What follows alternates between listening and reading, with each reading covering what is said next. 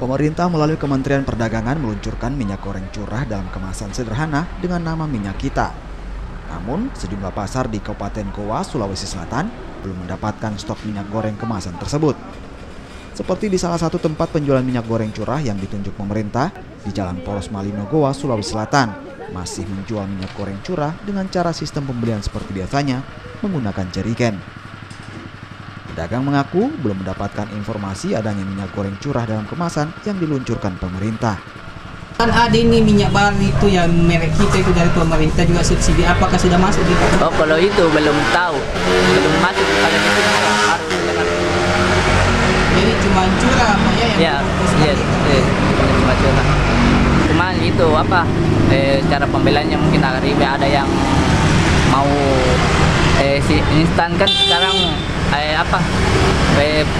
ada syarat-syarat tertentu, terbatas juga kalau curah.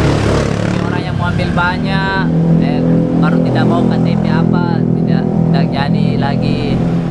Sementara itu, salah satu warga mengaku lebih memilih membeli minyak goreng curah lantaran harganya yang lebih murah dibanding minyak goreng kemasan, meski stok minyak goreng kemasan lebih banyak.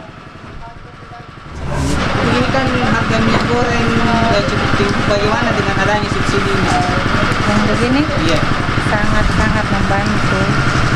Ibu ini dibeli berapa liter ini tuh? Cuma 4 kilo.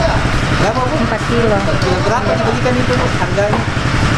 Kalau di HRC 10.000 setengah liter. Warga pun berharap agar minyak goreng curah kemasan Minyak Kita yang diluncurkan pemerintah segera dijual di Kabupaten Goa, Sulawesi Selatan. Aziz, Kompas TV, Goa, Sulawesi Selatan.